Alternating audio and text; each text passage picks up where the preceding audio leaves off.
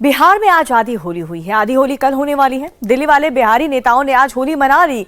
पटना वाले नेताओं के यहां पर कल होली का दरबार सजेगा। कल ये पता चलेगा कि बिहार की होली पर भगवा रंग चढ़ा या फिर हरा रंग ज्यादा चला है।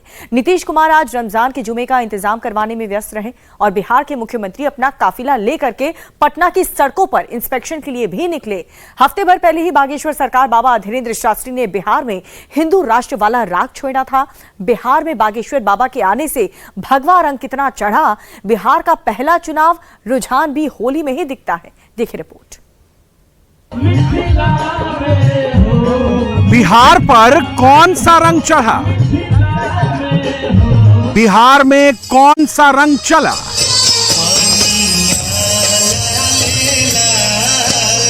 मैं चाहूंगा मां का भी आशीर्वाद हम सबको मिले। होली की ढेर सारी शुभकामनाएं हम सबको भी दे। भगवा या हरा?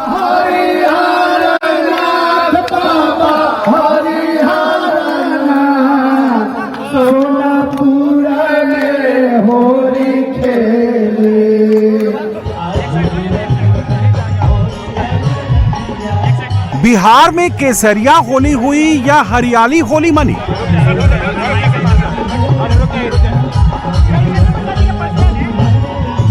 बिहार में नेताओं की होली अभी बाकी। पटना में आधी होली मन गई, आधी कल मनेगी। बिहार की ये होली चुनाव से पहले वाली होली है, इसलिए माहौल बनाने में कोई पीछे नहीं रहना चाहता।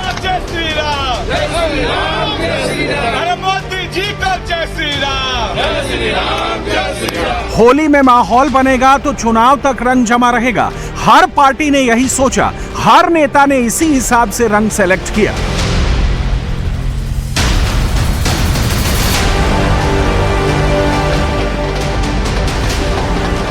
बीजेपी के झंडे में भगवा और हरा रंग साथ साथ चलता है, मगर बीजेपी नेताओं ने होली के रंगों का बैलेंस बनाने में कोई माथापच्ची नहीं की। लालू तेजस्वी की पार्टी केवल हरे रंग पर यकीन करती है। आरजेडी के झंडे में भी हरा रंग है। 10 सर्कुलर रोड बंगले में होली कल मनेगी, लेकिन इस बार लालू की कुर्ता फाड़ होली नहीं होगी। रंगों की होली खेलने से पहले तेजस्वी यादव ने सोनपुर में होली खेली।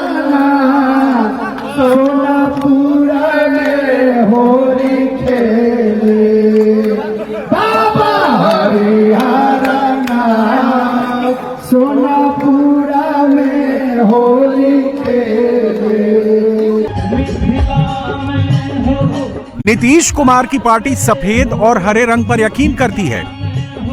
नीतीश की होली लालू जैसी नहीं होती, लेकिन रंगों का सिलेक्शन करने में नीतीश कोई गलती नहीं करते। नीतीश ने इस बार भी गलती नहीं की। इस बार की होली जुमा के दिन आई। नीतीश कुमार ने यहां भी गलती नहीं की। पटना की सड़कों पर पूरी फोर्स उतार दी। होली और जुमा एक साथ मनाया गया।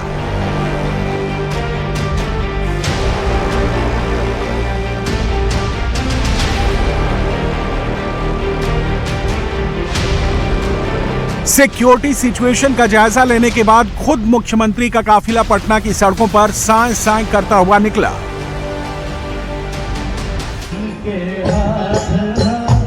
नीतीश कुमार भगवा रंग के साथ हरा रंग मिक्स करके होली खेलते हैं। यह नीतीश की यूएसपी है। पूरे उत्तर भारत का दूसरा कोई भी नेता नहीं ऐसा कर पाता।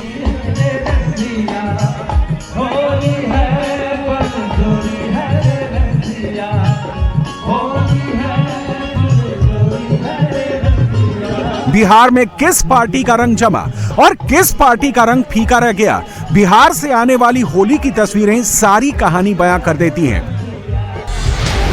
चुनावी साल वाली होली में हर बड़े नेता का दरबार लगता है। दरबार में होली के बहाने कोई हाथ मिलाने आता है, कोई रंग लगाने आता है, तो कोई माहौल बनाने के लिए आता है।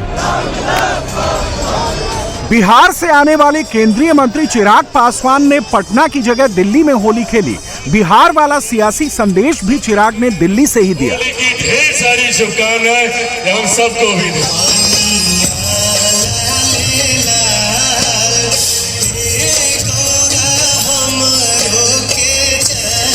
कुछ ही दिनों में टिकटों का दावा शुरू हो जाएगा। इसकी भूमिका भी होली के दिन ही बन गई। जिस नेता के यहां ज्यादा भीड़ जुटी, जहां ज्यादा रंग लगे, समझ लीजिए कि माहौल उसी का है।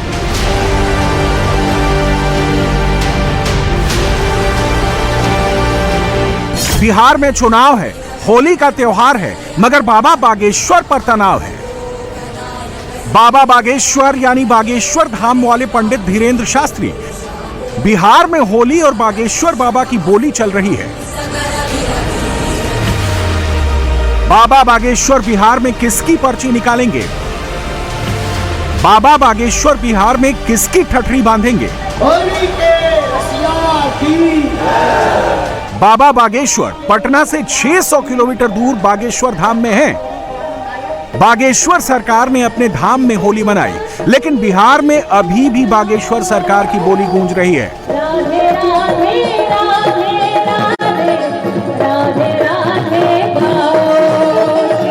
केवल 29 साल के पंडित धीरेन्द्र शास्त्री की बिहार में जबरदस्त फैन फॉलोइंग है।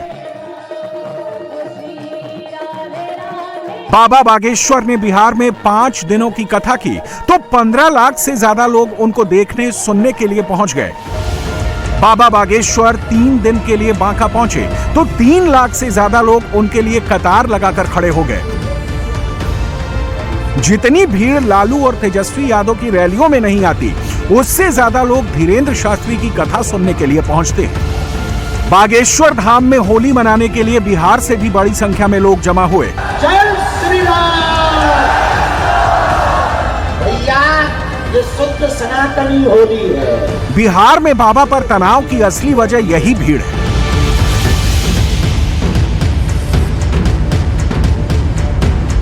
जिन नेताओं की रैलियों में भीड़ नहीं पहुंचती, वो नेता बाबा बागेश्वर की कथा में भीड़ देखकर जलते हैं। उनको यह समझ में नहीं आ रहा कि बाबा में कितना बल है कि सारे विरोधी दल मिलकर भी उसका हल नहीं निकाल पा रहे हैं।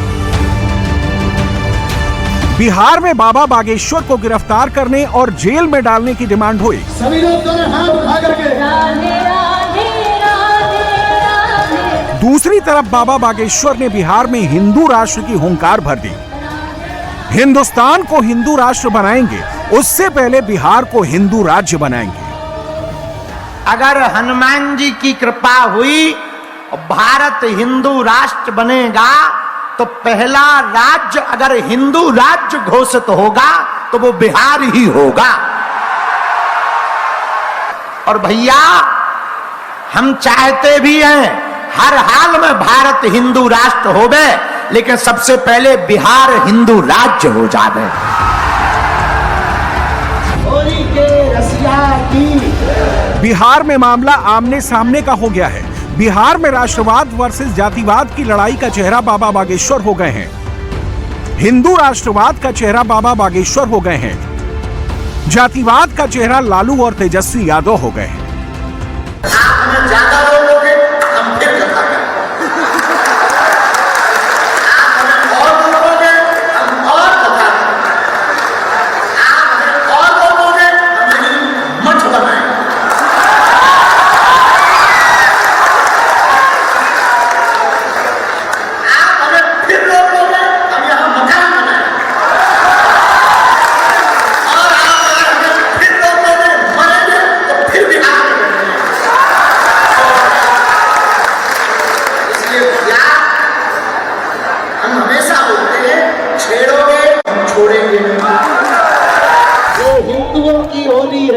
बागेश्वर धाम में बिल्कुल हिंदू राष्ट्र वाले स्टाइल में होली खेली गई।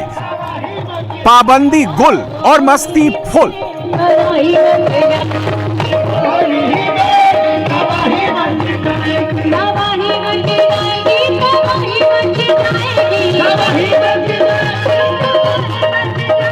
लालू यादव ने कुर्ता फाड़ होली बंद कर दी है, लेकिन बागेश्वर धाम में कुर्ता फाड़ होली जमकर हुई। बाबा बागेश्वर ने होली को भी हिंदू राष्ट्र का सामान बना दिया। बाबा के विरोधी हथियार नहीं डाल रहे और बाबा भी पीछे नहीं हट रहे। बिहार चुनाव में पार्टियां लड़ेंगी, लेकिन चुनाव से पहले बाबा का फ्रंट खुल गया। बागेश्वर बाबा से बढ़कर ढोंगी कोई है ही नहीं। अगर इतना ही उनको शास्त्र का ज्ञान रहता ना तो भविष्यवाणी करके पर्चा निकाल दिए होते कि महाकुंभ में इतना लोग नहीं मरेगा। अब महाकुंभ में आग नहीं लगेगा, उनका दिमाग फेल है, उड़ा हुआ है दिमाग। वो तो अपना हिंदू करके सबसे सोशल मीडिया पे गाली दिलवाता है सब नेता लोग को, उसका वही काम है। एकदम खुल के हम चैलेंज करते हैं, 10 नंबर में आइए गेट के बाहर, हम उनको चैलेंज करते हैं, आइए 10 नंबर के गेट के बाहर। हैं?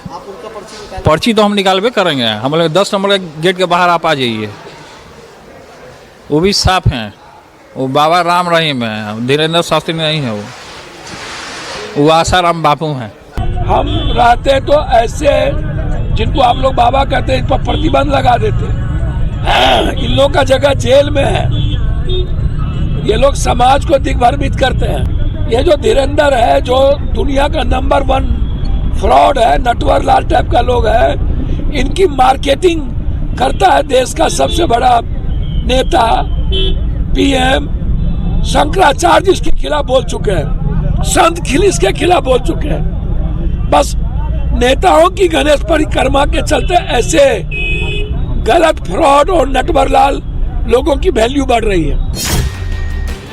बिहार के चैलेंज से बाबा बागेश्वर विचलित नहीं हो रहे, वो जवाब दे रहे हैं। सबको राम राम राम। बिहार के गोपालगंज में बाबा बागेश्वर की सभा हुई तो उन्होंने अपने विरोधियों को डायरेक्ट चेतावनी दी। कहा कि मेरा विरोध करोगे तो बिहार में ही मठ बना लूंगा और विरोध करोगे तो बिहार में ही घर बना लूंगा। लेकिन बिहार के लोगों को हनुमान जी की कथा सुनाना बंद नहीं करूंगा।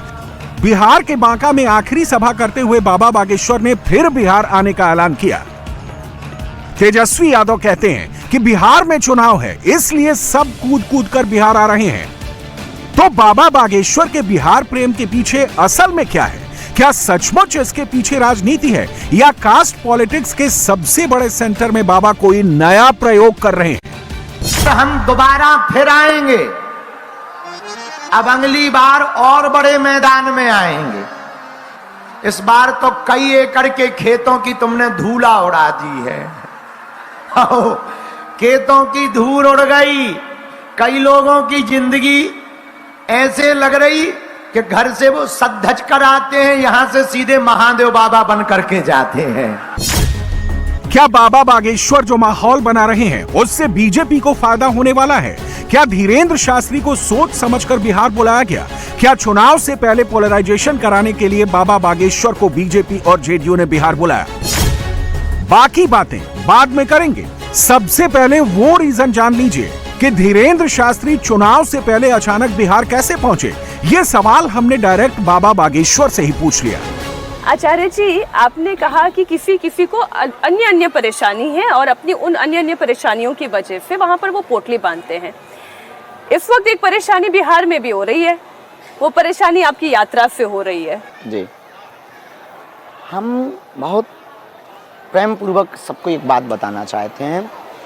हमारे जीवन में पता नहीं ऐसा क्यों जुड़ता है, हम कभी नहीं चाहते विवाद हो, हम कभी नहीं चाहते बहस हो, हम कभी नहीं चाहते कि किसी को हमारे द्वारा कष्ट हो।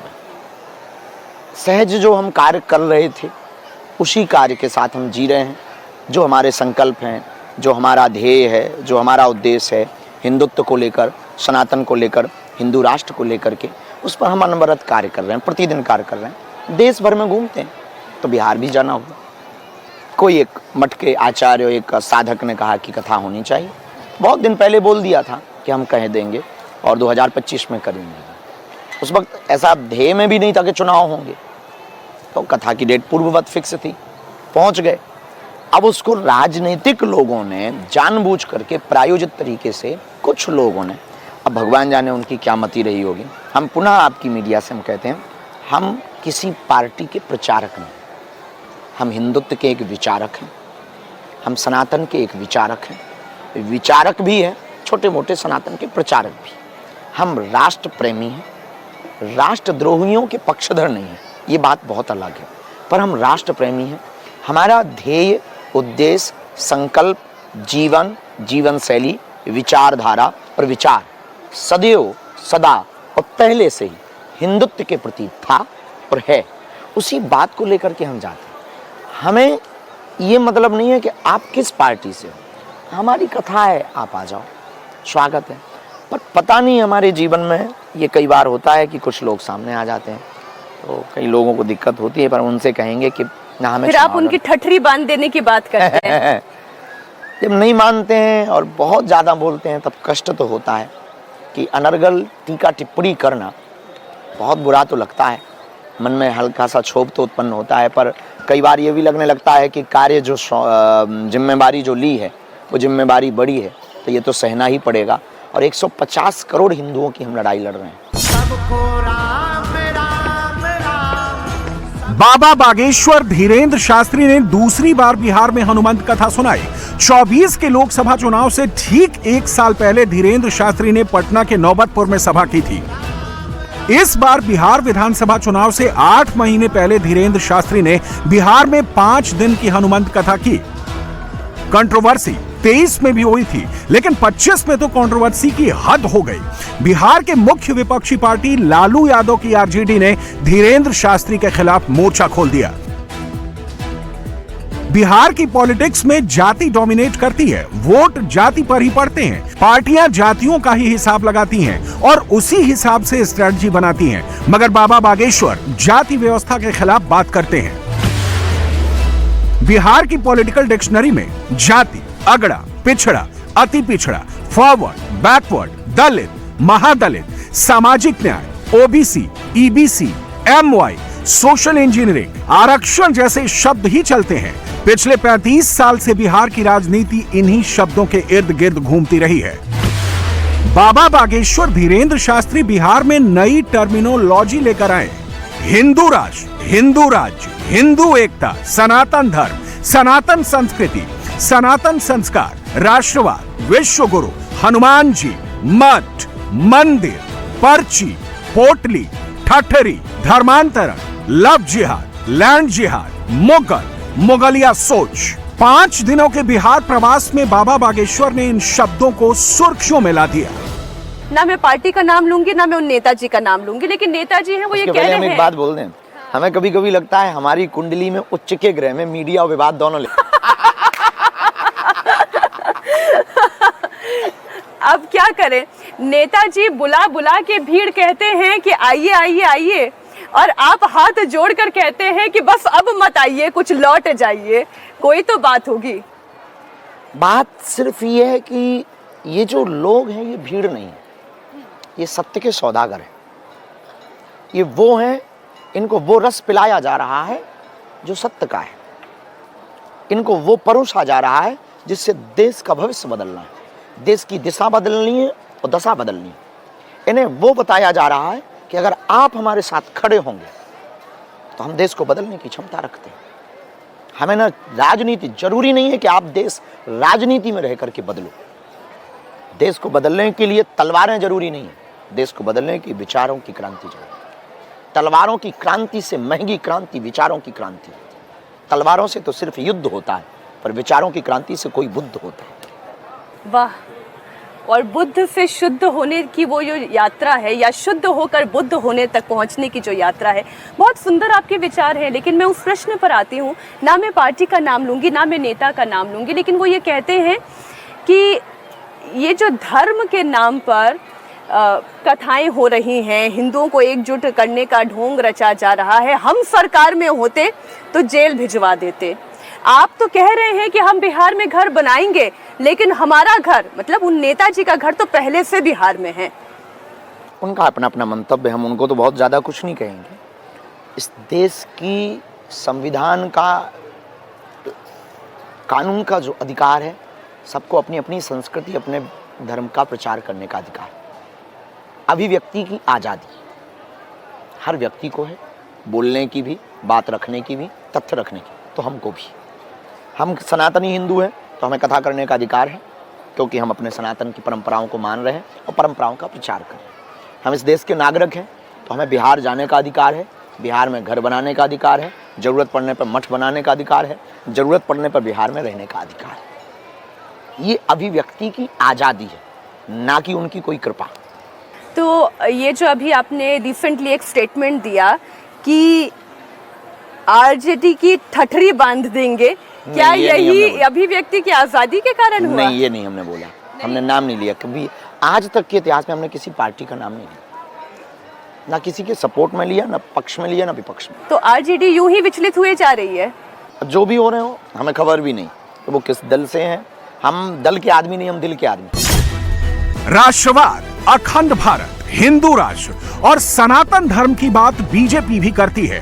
बीजेपी बिहार की सत्ता में पार्टनर है, लेकिन सच ये भी है कि पिछले 20 साल में बीजेपी अब तक कभी भी बिहार का चुनाव अकेले लड़ने की हिम्मत नहीं जुटा पाई। 2015 में जेडीयू से गठबंधन टूटने के बाद बिहार में बीजेपी मैक्सिमम 157 सीटों पर चुनाव लड़ी थी, जिसमें उसे अब तक का सबसे ज्यादा 24.4% वोट मिले थे, लेकिन बीजेपी सिर्फ 53 सीटें जीत पाई थी। 2020 में बीजेपी जेडीयू के साथ गठबंधन बनाकर चुनाव लड़ी। बीजेपी ने 110 सीटों पर कैंडिडेट उतारे और उसके 74 विधायक चुने गए। बीजेपी को वोट मिले 19.46%। बिहार में जातियों की गोलबंदी पार्टियों की गोलबंदी से ज्यादा मजबूत है। यादव वोटर लालू तेजस्वी के साथ हैं तो लव कुश यानी कुर्मी और कुशवाहा नीतीश कुमार के साथ हैं तो हैं। ब्राह्मण और बनिया बीजेपी के साथ हैं तो हैं। राजपूत और भूमिहार बीजेपी को छोड़कर कहीं नहीं जा रहे। दुसाध वोटर चिराग पासवान के खूंटे से ही बंधे हैं। बिहार के मुसलमान वोटर किसी भी कीमत पर बीजेपी को वोट नहीं दे रहे। क्या बाबा बागेश्वर में इतना फोर्स है कि वो जाति व्यवस्था को बाईपास कर दें और बिहार को एक ऐसा हिंदू राज्य बना दें जहां कोई जाति की बात ना करे? ये बहुत दूर की कौड़ी लगती है। दरबार लगाकर प्रवचन सुनाना अलग बात है, चुनाव में वोट देने के लिए किसी बिहारी को मोटिवेट कर देना बिल्कुल अलग बात है। बाबा के कहने पर बिहार में वोट कौन देगा? बाबा बागेश्वर के इफेक्ट को खारिज करने वाले लोग कहते हैं कि बीजेपी की कमंडल पॉलिटिक्स बिहार में मंडल पॉलिटिक्स से हार जाती है। तो फिर बाबा बागेश्वर क्या चीज है? बात भी कुछ हद तक सही है। बिहार की मंडल पॉलिटिक्स की काट बीजेपी अब तक नहीं ढूंढ पाई है। उसे बिहार की क्षेत्रीय पार्टियों की बैसाखी पर ही चलना है। धीरेन्द्र शास्त्री में कुछ तो बात है जिससे सियासी पार्टियां घबराने लगी हैं। बाबा बागेश्वर ने अगर बिहार के हिंदुओं को जोड़ दिया, जातियों को तोड़ दिया, तो बिहार का चुनावी गणित बदल जाएगा। सवाल यह है कि क्या यह हो पाएगा? बाबा बागेश्वर कहते हैं कि उनको सिर्फ 100 लोग मिल जाएं, तो वो बिहार से जातिवाद का जहर मिटा दें। जातियों के इस भेद को आपने अभी मनुस्मृति का भी जिक्र किया, उसी पर लांछन लगाते हुए, और वही भूमि बिहार की मैं ये कहती हूँ, वहाँ पर सबसे ज़्यादा इसका विरोध होता है। और जाति की ये जो दीवारें हैं सबसे ज़्यादा जो मजबूत हैं वो बिहार में ही है। हाँ, ये तो कह सकते हैं वहाँ वो ऊंचा वो नीचा। हाँ बिल्कुल। हम चाहते हैं इस देश में कास्टिज्म से ऊपर उठकर के लोग राष्ट्रिज्म की तरफ जाएं, कास्ट से राष्ट्र की यात्रा करें। हम चाहते हैं क्षेत्र से देश की यात्रा करें। हम चाहते हैं अपनी ऊर्जा को ऊंच नीच भेदभाव छुआछूत में लगाने की बजाय इस देश को विश्व गुरु बनाने में अपनी ऊर्जा लगाएं। और हमें नहीं लगता कि हम अपराध कर रहे हैं। आप अपराध नहीं कर रहे हैं, लेकिन मैं आपको एक उदाहरण देती हूँ। पूज्य आदि शंकराचार्य जी महाराज ने भी यात्रा की, हिंदुओं को एकजुट करने की यात्रा की। स्वामी विवेकानंद ने भी जातियों के इसी भेद को खत्म करने के लिए यात्रा की, लेकिन पूर्णतः वह भी सफल नहीं हो पाए। देश बड़ा है, लोग ज़्यादा हैं। हम एक बहुत अकेले में एक बात बोलते हैं जो आपकी आज हम सत्य सनातन के शो पर बोलना चाहते हैं। हम इस देश को बदलने के लिए अपने से बेहतर 100 लोगों की आवश्यकता है।